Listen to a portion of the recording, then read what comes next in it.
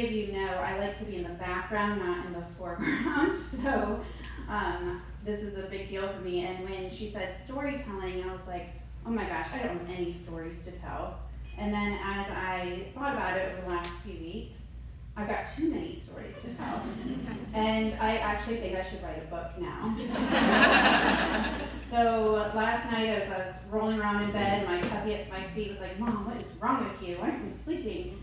I still hadn't figured out the story I wanted to tell. But what I want to share right now is the power of belief and the power of having women around you in your life that believe in you and that you can believe in as well. So I've gone through acquisitions, I've gone through mergers, I've gone through buyouts, I've gone through 2 franchises, and I thought, well, I'm going to go back to my roots. I'm going to talk about where I've come from, because that's the most fun story to me, is when I was really young. So I graduated college. My last semester in college was in Australia, and I came back from Australia. I was graduated, I had to move out of my college dorm, or apartment, back in with my parents, back into the restaurant that I waitressed in, back when I was in high school. And I'm like, wah, wah, this is a buzzkill. So then, I was waitressing one night though, and there's a table that wanted to sit outside, and no one wanted to wait on them. And I'm like, I'll go outside and wait on this table. And it is a table of executives from Wolverine Worldwide.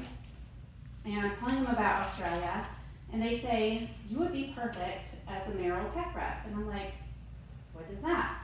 And I had a marketing degree and a business degree. And they're like, well, you go around to the different accounts that Merrill's in, and you teach them about the product, and you get to give them swag, you get to host fun events. I'm like, sign me up, I want to do it. And so the next day I went in with my resume to Wolverine Worldwide headquarters, asked for Steve Peterson, and they said, well, he's in a meeting right now. I'm like, well, is Kathleen Schoenborn available, who was the head of product development, but she sang in my church my whole life, so all I knew was she was the choir lady. But yet, she was the head of product development for Merrill Footwear. So I said, well, is Kathleen Schoenborn available? And they said, well, she's in a meeting with Steve Peterson, which was the guy that hired for the tech rep position. So I said, okay, well, you just tell her I'm here. So she comes out to the lobby, she's like, Laura, what are you doing here? I'm like, I graduated. I've got nothing to do. I need a position. I hear about this tech rep position. She goes, oh, we need to talk to Steve. So she brings me into the room, and I meet Steve Peterson. And Steve says, well, Laura, I've got a position in Chicago, a position in North Carolina, and a position in California. I'm going south, Steve. I have to get into the south. I'm over these Michigan winters, and I'm ready to go south. So what about the Charlotte position? He said, well, I've got 8 candidates I've been talking to for 3 months, and I'm going next week to fly to North Carolina to interview them.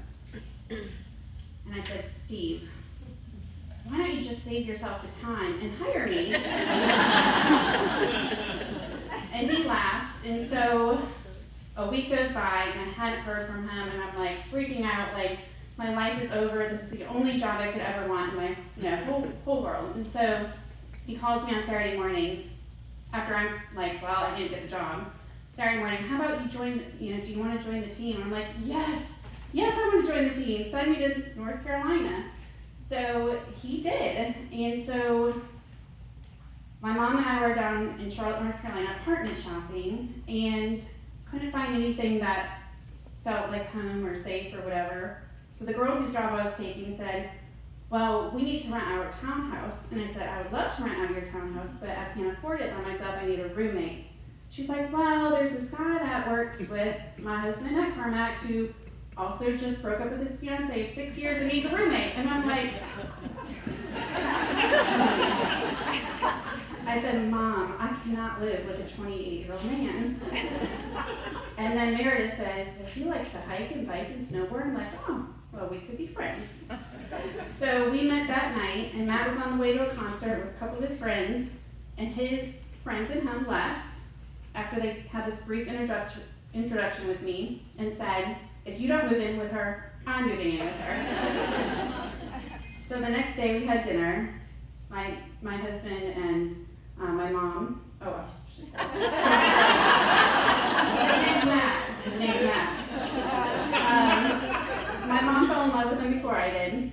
And anyway, fast forward now, it's been 20 years, I've got 2 kids, and he was my roommate who became my husband after about 7 months.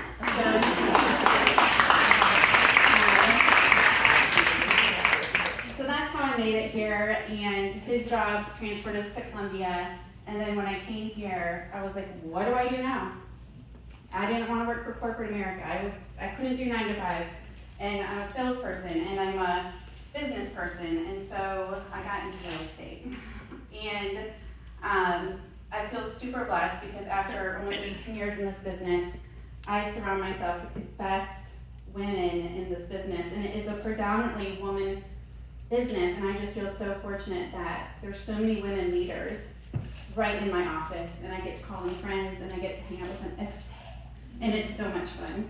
So anyway, that's my story, and I'm very grateful.